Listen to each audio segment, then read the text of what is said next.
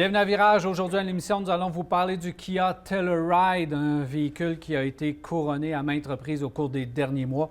On va essayer de savoir s'il mérite tous les titres qu'il a gagnés. M. Guy Duplessis de la Corporation Mobilis va être avec nous pour parler du mois du salon. Et aussi, on va parler de Volvo. Parlons-en bien, parlons-en mal, mais parlons-en. C'est à peu près les indices que je peux vous donner concernant le sujet. On a plusieurs nouvelles d'industrie également et on va répondre à vos questions à la fin de l'émission. 670-9078, poste 230 ou encore virage@telmac.tv ou via notre Facebook. C'est les façons de nous rejoindre. Monsieur Jacques, bienvenue de retour. Marc Bouchard, salut messieurs. Salut Daniel. Ça va bien? Oui, merci beaucoup. Oui. Comment ça va, Jacques? Je vais mieux. Je vais mieux, oui. Bon. Ben, la raison, c'est que je suis ici. Alors, non, il y a amélioration. Il y a amélioration, mais ça a été un hiver difficile jusqu'à date. Ouais. Et l'automne aussi. Bien content de te retrouver, Jacques. Merci. Marc, tu es arrivé avec le Telluride. Je l'ai dit, un véhicule qui a gagné plein de prix au cours des derniers mois, dernières années. Tu le conduis présentement. Et mérites-tu vraiment toutes ces noblesses? Moi, je te dirais que oui, pour plusieurs raisons. D'abord, on va compléter en disant qu'il est encore en nomination au Canada comme titre de véhicule utilitaire. C'est la raison pour canadien laquelle de on l'année. l'a ici. Exactement. Donc, moi, je pense que oui, parce que c'est un véhicule qui fait tout ce qu'il a à faire bien dans un forfait qui n'est pas trop dispendieux et qui est intéressant pour toutes les fonctions qu'on a bien voulu lui donner.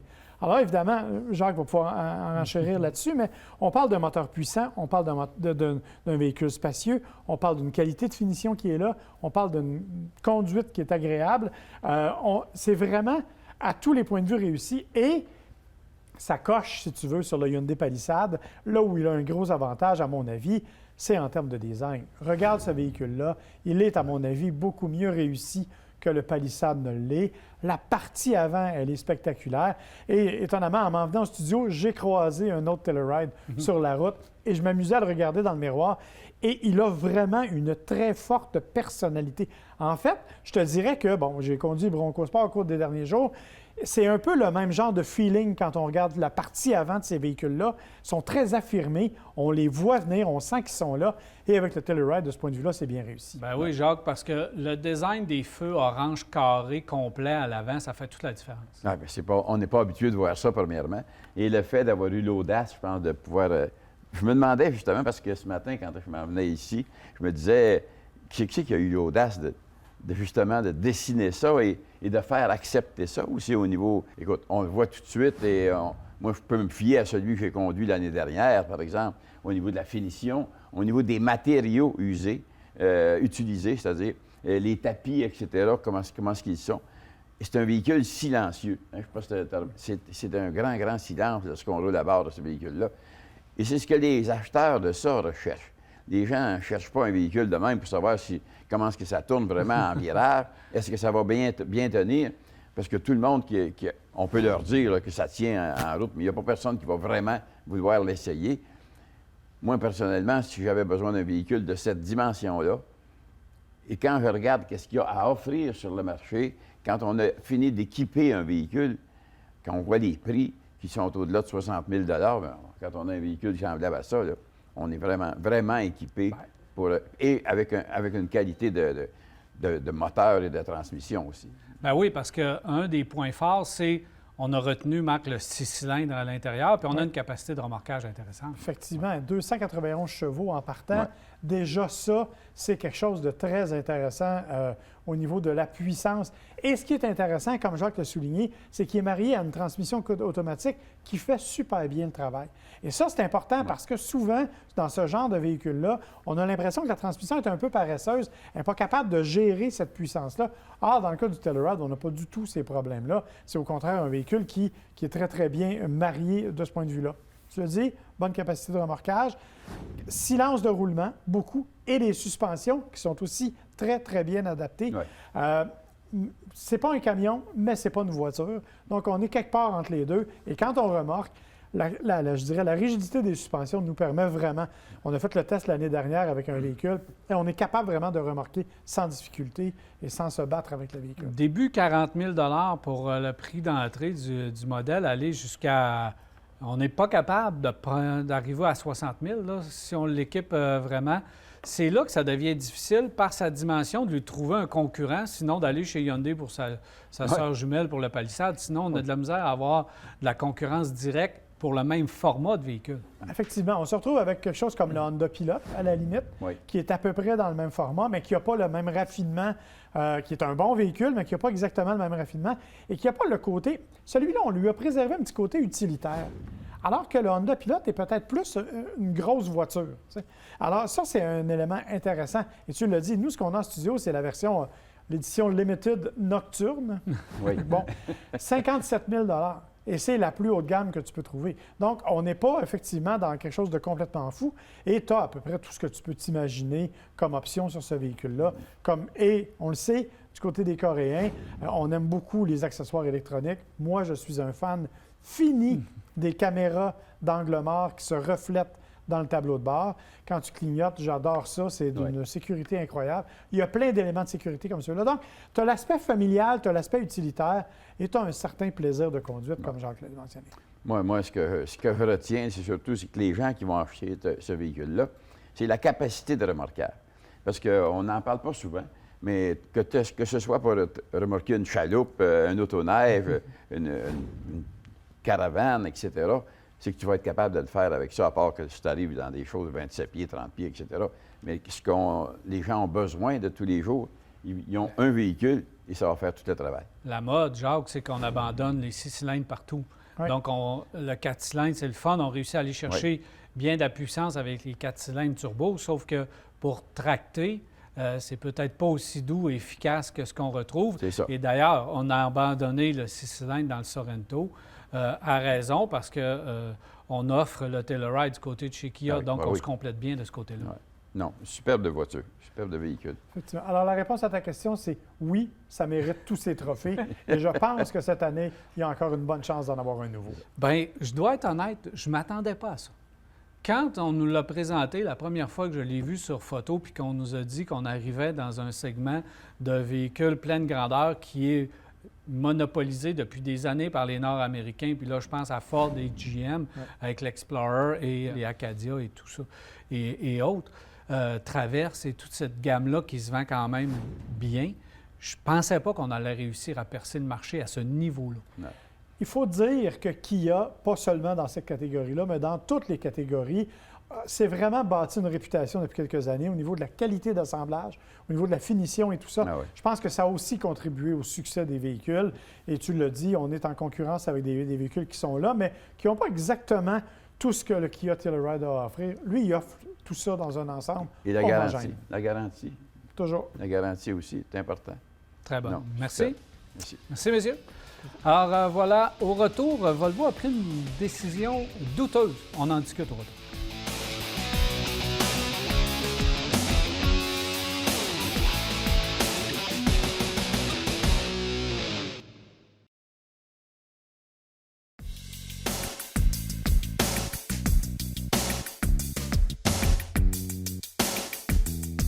Voilà le retour. Volvo nous a étonné avec une nouvelle concernant la vente de ses véhicules électriques. C'est le temps d'en parler, Marc. Je pense que d'abord, tu vas nous expliquer un peu qu'est-ce qui arrive avec tout le système véhicule électrifié de Volvo. Bien, en fait, tu sais, on a créé une division qui s'appelle la Recharge. Moi, j'ai eu l'occasion de conduire le XC40 Recharge il y a quelques jours. On va en parler. On va en parler, mais tu sais, c'est un véhicule 100% électrique.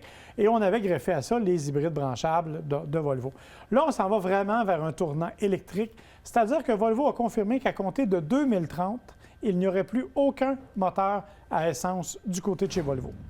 Fini, Zéro. on s'en va vers l'électricité complète. L'électricité complète. Pour la première étape de ça, on l'a déjà annoncé, c'est la venue du C40. OK? C'est un XC40 moins le X. C'est pas plus compliqué que ça. On a enlevé une partie arrière, c'est un coupé en fait, et on a exactement la même motorisation. Bon, ça, on va y revenir aussi. Mais la grande nouvelle, c'est que tous les véhicules électriques de Volvo vont être vendus en ligne par le biais du programme Care by Volvo.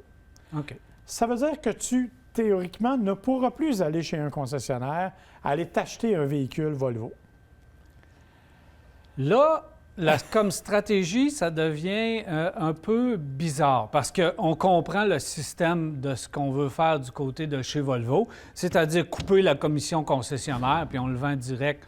Il en reste plus dans nos poches parce qu'il n'y aura pas de rabais puis ils n'essayeront pas de nous faire croire qu'on va le vendre moins cher, puis d'imiter un peu le système de Tesla. C'est ce qu'on veut faire? Probablement, c'est comme ça que ça veut faire. On aura donc à ce moment-là des concessions qui seront plus des centres de service. Donc, où tu pourras, oui, faire réparer ta voiture, le cas échéant, prendre livraison du véhicule, évidemment, parce qu'il va devoir quand même transiter par un concessionnaire quelque part. Là, on ne viendra pas nécessairement te livrer chez toi. Donc, oui, il y aura tout ça. Mais évidemment, tu l'as dit, ça veut dire que les ventes de véhicules neufs ne seront plus, à moins qu'on ne les calcule en fonction du territoire. Et là, on s'embarque dans un problème assez compliqué, merci. Bien, effectivement, les concessionnaires, comme on les connaît, n'existeront plus avec des salles de montre.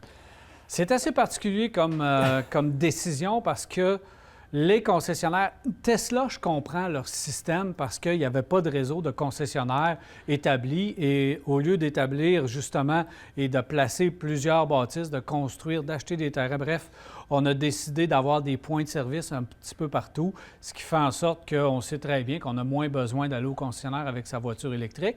C'était parfait de la façon qu'ils l'ont fait. Mais là, maintenant, tu as un réseau de concessionnaires qui n'a pas été gâté dans les 10-15 dernières années. Des propriétaires qui ont maintenu la marque à bout de bras, qui ont vendu, qui ont puisé dans leur argent, puis je pense ici aux Léonard qui ont tenu Volvo à bout de bras depuis des années, puis qui ont investi de leur propre argent, puis qui ont même construit en pleine crise parce que Volvo est en transformation. On a bâti une nouvelle concession qui est super belle d'ailleurs. Et là, on vient leur dire, ben non, les véhicules, vous ne pourrez plus les vendre. Non. Vous allez livrer, puis peut-être les entretenir, on ne le sait même pas encore. Alors, cette décision-là, moi, je trouve que c'est un manque de respect à première vue. Ouais. J'ai hâte de voir comment est-ce qu'on va réussir à mettre tout ça en place, mais à première vue, c'est un manque de respect pour les concessionnaires en place. Oui, tu l'as dit, Tesla le fait déjà. On l'a du côté de Genesis aussi, où on fonctionne de la même façon avec des véhicules à essence. Donc là, c'est particulier parce qu'on a créé une autre façon de faire, mais effectivement, il va falloir voir comment ça va s'articuler autour des concessionnaires. Entre toi et moi, on n'en est pas à une première décision bizarre du côté de chez Volvo, par exemple. Je vais te mentionner Polestar. Bien, ça c'est la première claque au visage des concessionnaires. Effectivement. On sort nos premières voitures électriques, puis on vend ça par un concessionnaire unique à Montréal. Oui, et encore une fois, c'est un centre de service, il n'y a pas vraiment de concession. C'est la même façon, ça se fait en ligne. Et là, c'est un autre problème parce que quelle est la raison d'être de Polestar? Si demain matin, Volvo ne devient qu'électrique, pourquoi garde-t-on Polestar? Polestar qui s'était donné comme mission de vendre des voitures électriques et électrifiées, là, dans le cas de la Polestar 1, mais ça, c'est fini. Alors, quelle est la raison? On parle de voitures de grand luxe. Écoute, la Polestar 2, c'est 70 000. On n'est pas dans le grand luxe non plus. Donc, on se concurrence nous-mêmes dans un marché qui est pas si gros que ça actuellement, hein, on va se le dire. Les voitures électriques, ils s'en vendent, mais pas tant que ça. Donc, on se concurrence nous-mêmes, on crée une autre structure. Donc, comme je te dis, c'est déjà une deuxième stratégie. Quel est l'avantage? Je ne comprends pas la décision de Volvo. Quel est l'avantage d'utiliser leurs véhicules transformés électriques, de les faire vendre par une compagnie externe, parce que Polestar, c'est une compagnie externe, au détriment des concessionnaires? Pourquoi pas avoir envoyé tout simplement les véhicules dans les concessionnaires actuels où on est déjà habitué de vendre des véhicules Volvo, où on sait comment vendre la marque, c'est là qu'on l'entretient. On a déjà les infrastructures. Je ne comprends pas la vision de Volvo de tasser les concessionnaires actuels. Qu'est-ce qu'on veut faire? Si on veut les fermer, qu'on les ferme tout de suite. Parce que là, qu'est-ce qu'on est en train de nous annoncer, là? Ça ressemble à ça, je vais te dire, à première vue, c'est qu'en 2030, il n'y a plus de concessionnaire Volvo. Non, bien, il y aura quelques centres de services, à mon avis, mais évidemment, le réseau de concessionnaires va devoir diminuer. Je veux dire, il n'y a pas de logique. Et comme je t'ai dit... C'est pas comme s'il y avait une gamme à pu finir non plus, là. Non. Les deux modèles Polestar, là, pourraient se rendre, au rythme où ils se vendent, d'ailleurs, ça ne se vend pas, et on pourrait très bien les offrir d'un concessionnaire Volvo. Totalement. Puis même du point de vue technologique, hein, si on revient directement, actuellement, Volvo, là, ils ne sont pas si en avance que ça au niveau électrique, là. Oui, moi, comme je te dis, j'ai conduit le XC40. Écoute, c'est un super beau véhicule. Ça va bien, c'est doux, la conduite est incroyable. La finition, le système Google à l'intérieur comme système multifonction, c'est génial. La puissance est là aussi. On parle de 2 moteurs électriques, un en avant, en arrière, chacun 201 chevaux. C'est 402 chevaux électriques. Ça déménage quand tu accélères. Mais c'est 335 km d'autonomie. Pour un véhicule qui se vend 65 000 et qui n'est donc pas admissible aux aides financières gouvernementales. Et le C40 qu'on nous a annoncé... C'est moins qu'un Niro. C'est exactement la même motorisation. C'est pareil. C'est les mêmes moteurs. Ça va être pareil. On change la carrosserie. C'est tout. Ça va être vraiment un coupé. On est là dans la mode là, de tous les coupés. Donc, on est, du point de vue technologique, on n'est pas si en avance que ça. Oui, on fait un bon travail. Ce qu'on nous propose, c'est bien fait, c'est agréable à conduire. Puis oui, il y a des éléments cool. Là, la conduite à un pied, c'est extrêmement efficace, bien qu'un peu agressif. La première fois que j'ai levé le pied, mon front s'en est aperçu dans le volant. Mais en tout cas, tout ça pour dire que oui, c'est bien fait, mais ça ne justifie pas les 65 000 pour 335 km. Donc, de ce point de vue-là, d'une part, il va falloir que Volvo progresse rapidement au niveau des capacités de ses voitures électriques, parce qu'on n'est pas en compétition avec, tu l'as dit, le Niro, la Bolt, n'importe quel Tesla de ce monde. On n'est pas là du tout. On arrive avec un prix de fou et on arrive avec une stratégie de commercialisation qui est complètement différente de celle à laquelle les gens sont habitués et c'est une marque qui commençait à reprendre du poil de la bête grâce aux concessionnaires qui ont forcé pendant des années pour les maintenir en vie. Alors, je pense que c'est une décision qui va être discutable pour le moins. Tu sais, il faut bien se comprendre, moi, je ne suis pas contre l'achat en ligne. Non, moi non plus. Au contraire, c'est parfait. Les gens qui veulent acheter en ligne, bien moins de troubles, on magasine tranquille, on passe notre commande. Mais de faire ça de façon indépendante aux concessions existantes, je trouve que Volvo se tire dans le pied. Déjà qu'on ne roule pas sur l'or du côté de chez Volvo, on prend des décisions un peu bizarres au niveau de leur voiture. Donc, si on veut vraiment s'en aller dans la bonne direction, il ne faudrait pas le faire au détriment des infrastructures qui sont en place ou à tout le moins les intégrer d'entrée de jeu, puis dire, OK, vous pouvez l'acheter uniquement en ligne, mais faites affaire avec votre concessionnaire. Si vous voulez en essayer un, mettons, moi, je veux en essayer un. Présentement, comme j'ai pu comprendre, c'est pas possible d'aller l'essayer chez le concessionnaire. Bien, il y en aura probablement pour l'essai, comme les centres de service. Mais c'est pas mentionné pas mentionné pour l'instant. Non, mais c'est ça que je te dis. Mais c'est le programme Care by Volvo qui va se développer davantage au cours des prochaines années. On verra ce que ça va donner, mais écoute, honnêtement, c'est une drôle de décision. Par contre, écoute, 100% électrique, achat en ligne, c'est compliqué à gérer, mais ça va se faire. Je pense qu'on est rendu là quand même dans bien des points de vue. Il s'agit de voir comment les concessionnaires vont être impliqués. Ça mérite des précisions encore, puis on va suivre le dossier. Merci, Bien sûr, ça fait plaisir, mon cher. Alors, on s'arrête à Virage et on vous revient. Restez avec nous.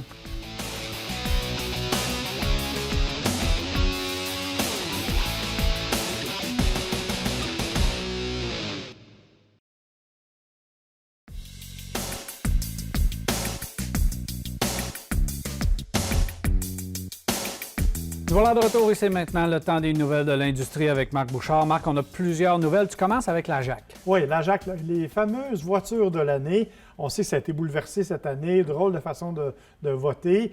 Drôle de choix aussi dans certaines catégories, là, on va y revenir. Mais là, on connaît les 3 finalistes pour la voiture et les 3 finalistes pour le multisegment ou l'utilitaire de l'année. Alors, tu vois que c'est étonnant aussi parce que c'est un constat particulier. C'est-à-dire que du côté de la voiture, il y a la Genesis G80 qui a gagné dans la catégorie des intermédiaires de luxe. Il y a la Kia K5, l'Optima, on le sait, qui est vraiment magnifique et qui est bien faite, qui a gagné aussi dans la catégorie des grandes voitures. Parce qu'il y a la Mazda 3 qui est là comme finaliste. Je n'ai rien enlevé à Mazda, mais elle a gagné dans la catégorie des intermédiaires. OK. J'ai un petit peu de misère avec une Mazda 3 comme intermédiaire, mais... C'est le volume d'espace intérieur qui est calculé, c'est un peu particulier. Oui, puis la façon aussi, évidemment, comme il n'y avait pas beaucoup de voitures par catégorie cette année, ça a été un peu modifié. Du côté des utilitaires, si tu veux, Genesis est de retour avec le GV80. Donc, évidemment, le grand utilitaire sport de luxe que l'on connaît. Le Kia Telluride, qui est notre véhicule en studio, on en a parlé brièvement tout à l'heure. Et le Nissan Rogue, qui a été complètement refait cette année et qui est aussi finaliste au titre de véhicule canadien de l'année. Tout ça va être remis le 30 mars à l'intérieur d'une émission là, qui va être présentée en anglais cependant.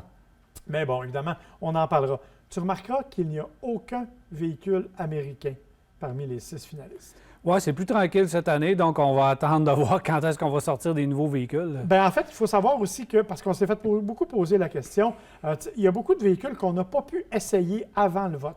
Prends tout ce qu'il y a chez Ford, là. Bronco Sport, la Mach-E, le nouveau F-150. Beaucoup de journalistes n'ont pas pu l'essayer avant. Donc, ces véhicules-là vont être en considération en compétition l'année prochaine. Ça devrait peut-être changer et donner une chance à, bien sûr, à Ford. Du côté des nouveautés, le Mitsubishi Outlander, on sait, on a parlé récemment du nouveau Outlander qui a été présenté, qui va nous arriver, nouvelle silhouette et tout. Mais là, on nous arrive avec la version PHEV, donc l'hybride branchable, qui n'a pas changé du tout. Oui, c'est une surprise. C'est-à-dire que c'est encore l'ancienne génération. On s'y attendait. On a fait quelques améliorations, notamment au niveau de la motorisation. Mais là, retiens pas ton souffle en matière d'électricité, par contre, parce qu'il n'y a pas de grande nuance. C'est-à-dire qu'au moins au niveau du moteur, on arrive avec le moteur 2,4 litres. Ce qui est une bonne nouvelle en soi. Là. Qui est une excellente nouvelle. Le moteur qui est résistant, qui est fiable, qui est assez puissant. Bref, ça va bien. Mais la partie électrique, elle a, écoute, c'est une progression incroyable de 35 à 39 km. Ouais.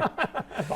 Ben, c'est mieux que rien. On arrive près du 40 km. Puis comme certaines personnes vont réussir à faire... Déjà, il y a des gens qui font un peu plus que 40 km. Donc, ça va améliorer un peu l'affaire. Mais ce qu'on comprend, c'est qu'on ne voulait pas investir dans la formule actuelle du véhicule. On ne voulait pas changer la structure des batteries.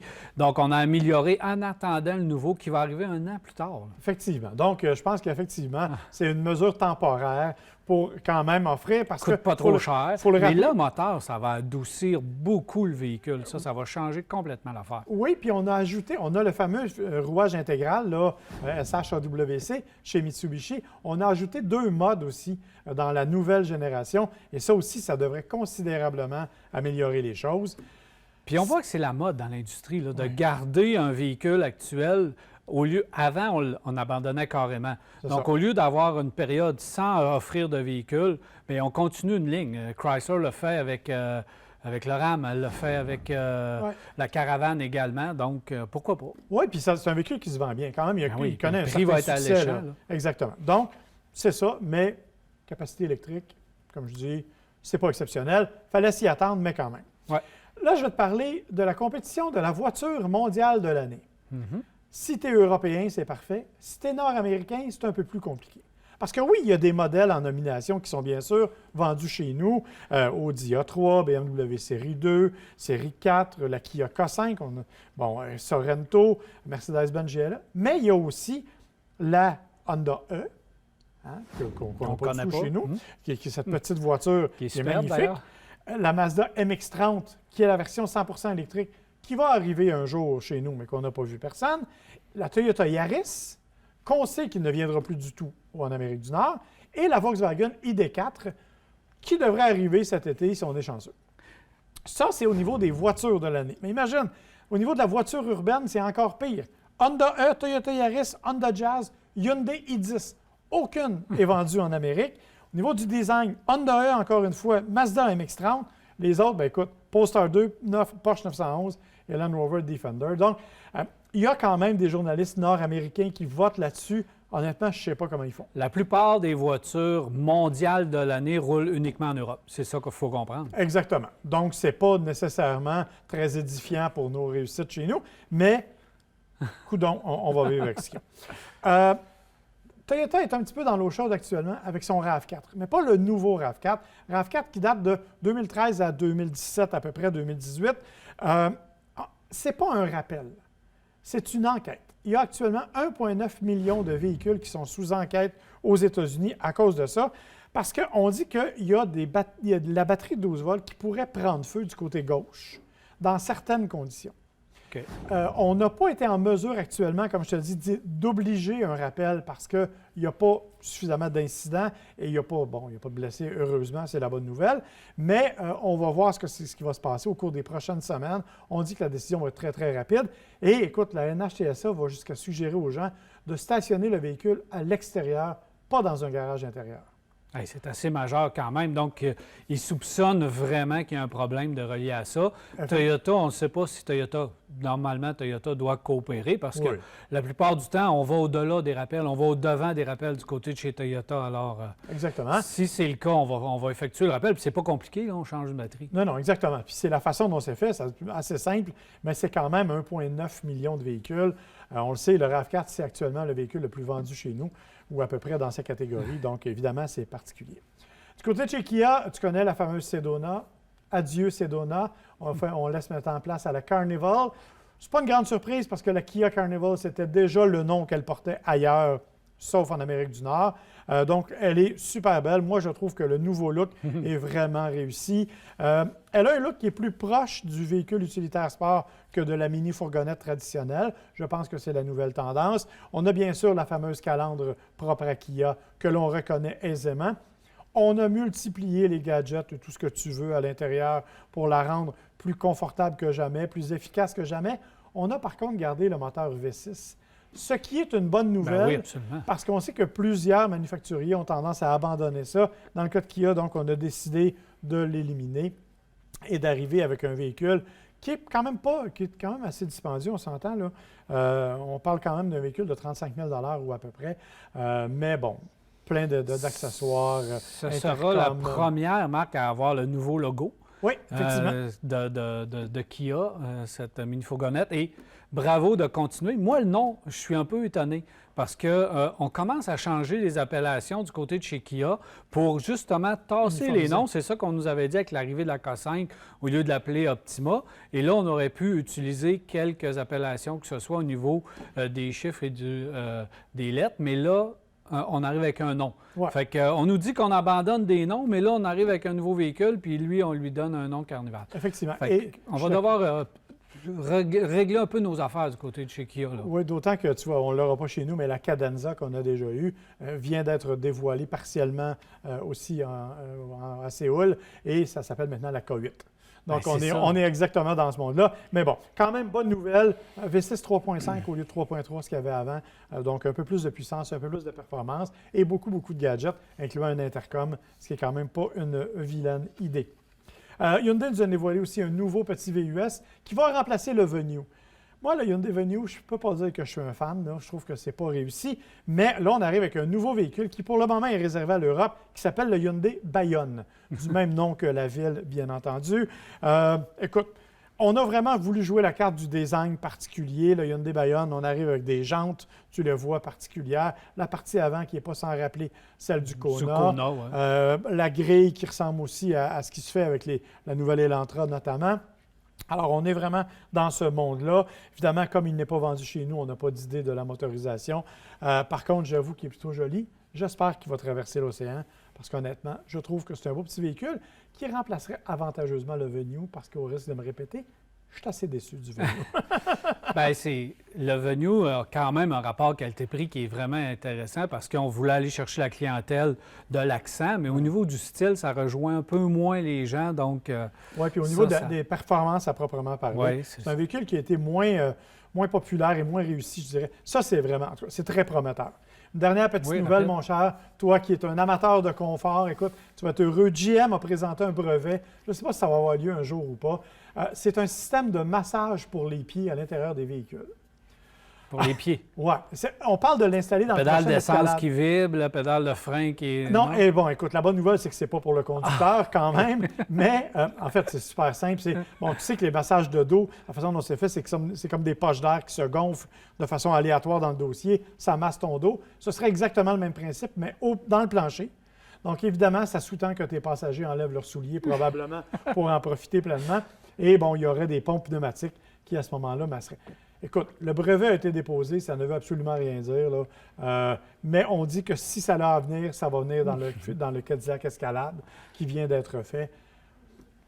Au lieu d'être 115 000, 106 000, il va être 110. Exactement. Rendu là, un peu plus, un peu moins, ça ne change pas. Mais ton passager va être reposé. Bon, peut-être une version limousine de l'Escalade, pourquoi pas. Merci. Merci, Marc. Ça fait plaisir. Voilà, on s'arrête à Virage et au retour, on s'entretient avec M. Guy Duplessis. Restez là.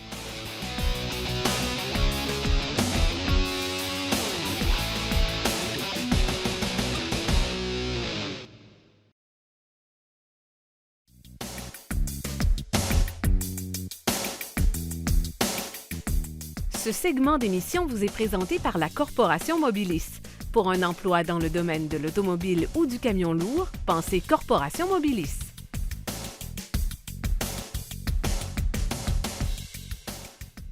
Voilà de retour à Virage et je suis maintenant en compagnie de Monsieur le Président, Monsieur Guy Duplessis, Président de la Corporation Mobilis. Salut Guy, ça va bien? Ça va bien, toi?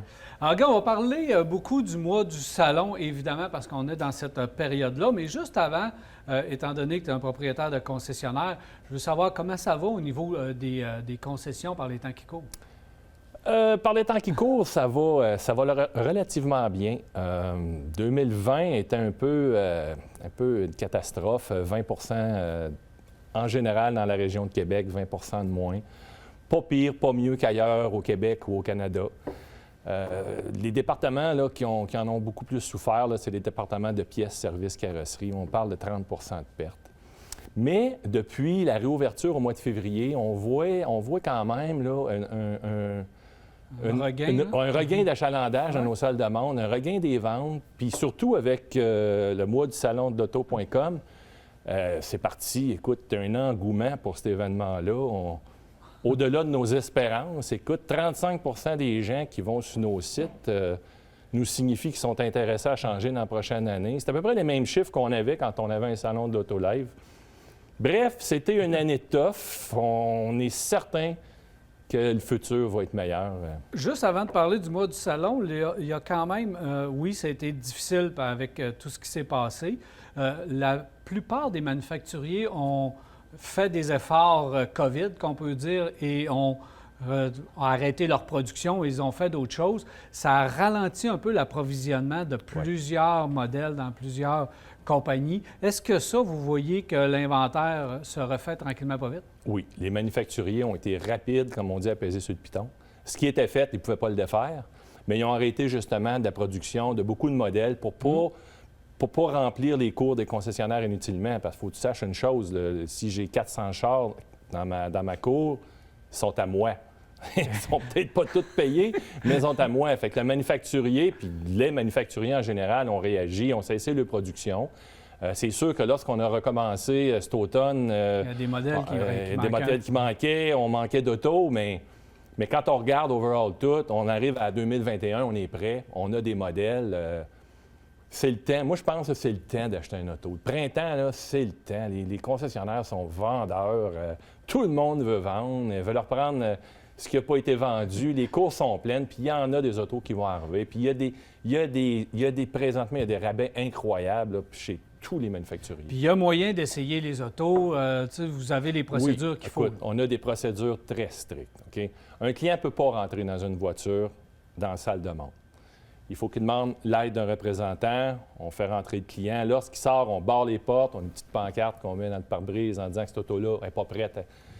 Il y a quelqu'un qui s'occupe de désinfecter. Les essais routiers, c'est pareil. On n'accompagne plus le client en essais routiers. Le client, il va tout seul. Il y a peut-être du bon qui va rester finalement. Après le COVID, il y a peut-être du bon. Ça a forcé les concessionnaires à repenser leur stratégie marketing. La vente par Internet, on ne faisait pas ça avant.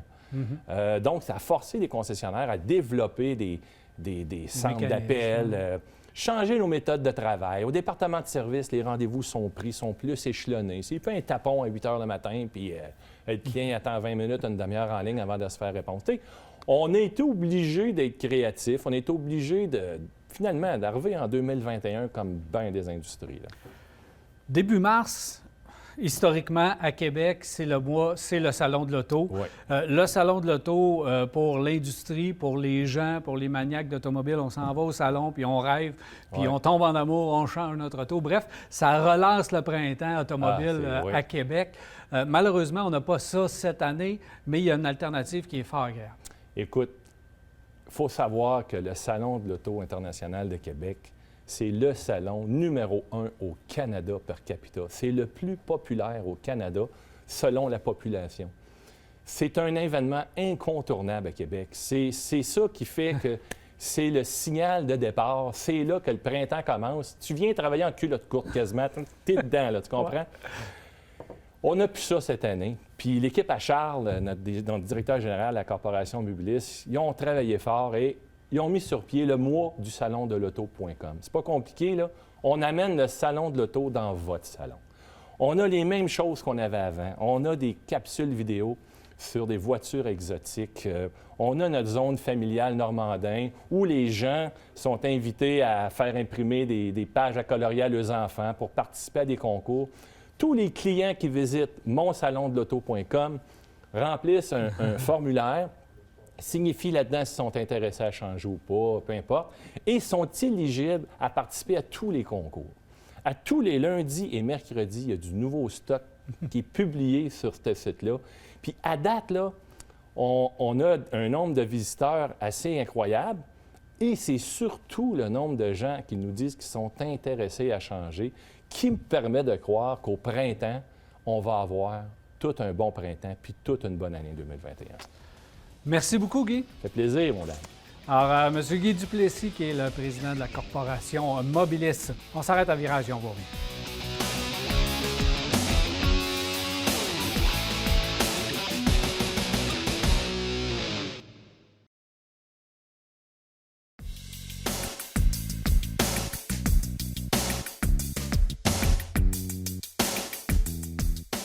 Voilà de retour, 670-9078, poste 230 ou encore virage à telemac.tv ou via notre Facebook. C'est les façons de nous rejoindre, nous poser vos questions et commentaires, toujours appréciés. On en a beaucoup, messieurs.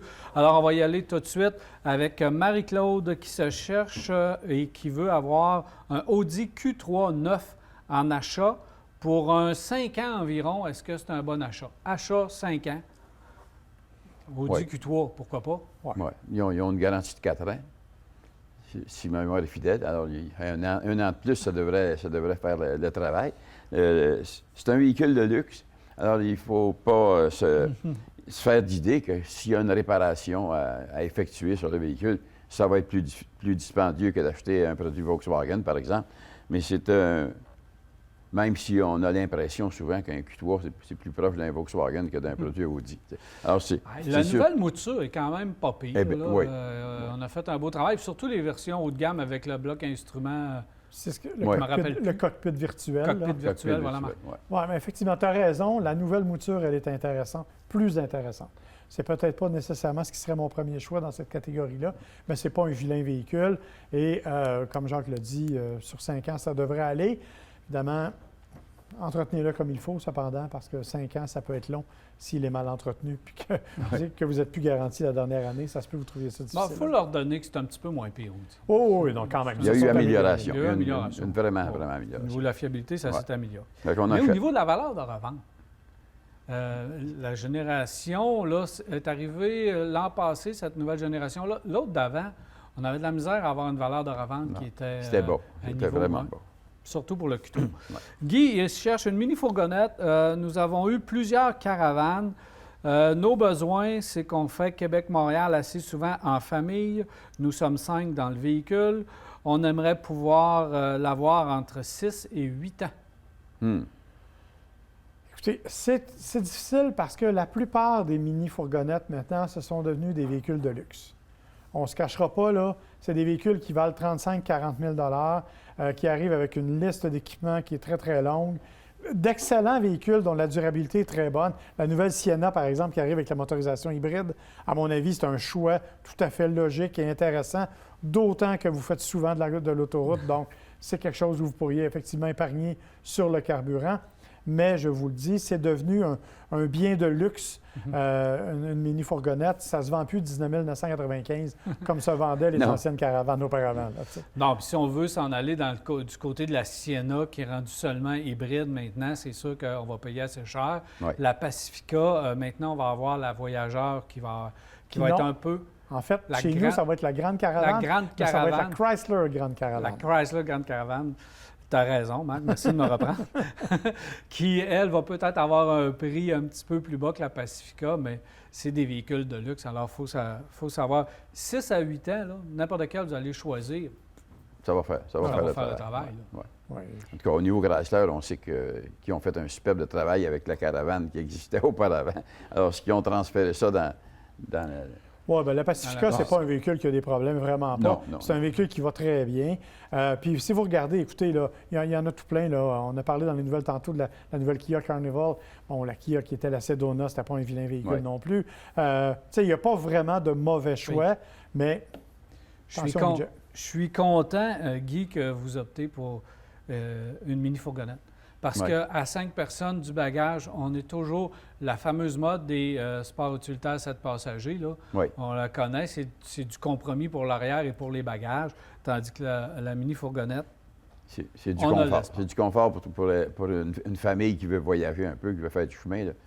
Met les bagages en arrière, puis il y a de la place pour asseoir tout le monde, puis on est parti. Tu sais. Alors que quand tu es trouvé de tout serrer, de couper sur les effets qu'on veut transporter avec nous pour se déplacer d'une région à l'autre, là, ben ça, là, c'est un peu désagréable. Puis les nouvelles ont un intercom, tu peux parler à la famille en arrière. La beauté, c'est que tu peux aussi la fermer. Fait que tu n'es pas obligé d'écouter tout le temps.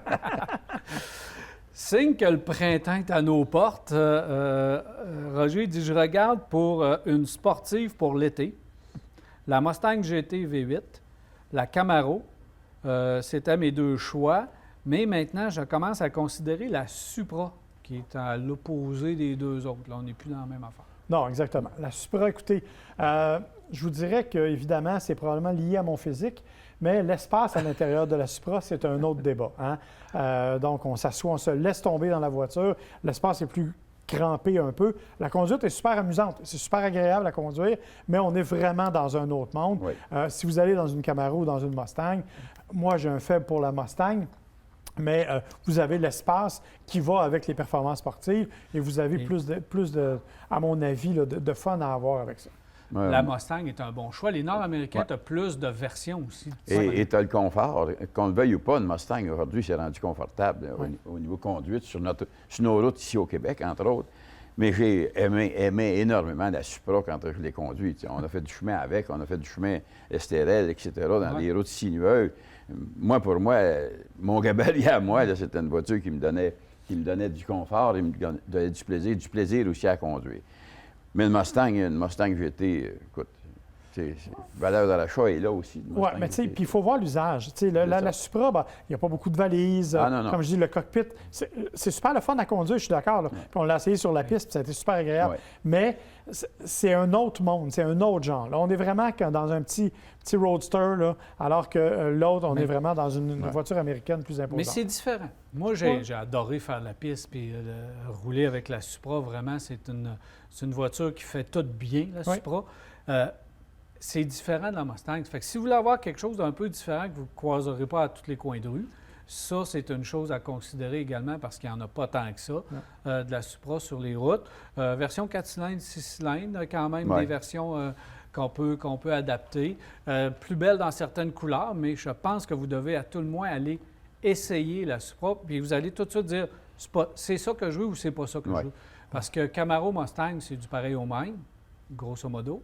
Et la Mustang, bien là, la Supra, on s'en va dans un autre monde. Puis la Nissan là-dedans. Pas arrivé encore. La 370Z, bien, on la connaît, mais il va y avoir la 400Z qui va arriver dans quelques mois. Donc, je pense qu'on est mieux d'attendre pour ça. Moi, j'avoue que dans la série des muscle cars, j'ai un faible pour le Challenger, mais tu sais, c'est plus nostalgique que réaliste. On l'oublie tout le temps, le Challenger, mais il est là. Moi, c'est un véhicule que j'adore. Oui, il n'y a pas le même genre de conduite, mais c'est l'impression de conduire un autobus scolaire, mais c'est tellement agréable. Moi, j'adore ce véhicule-là.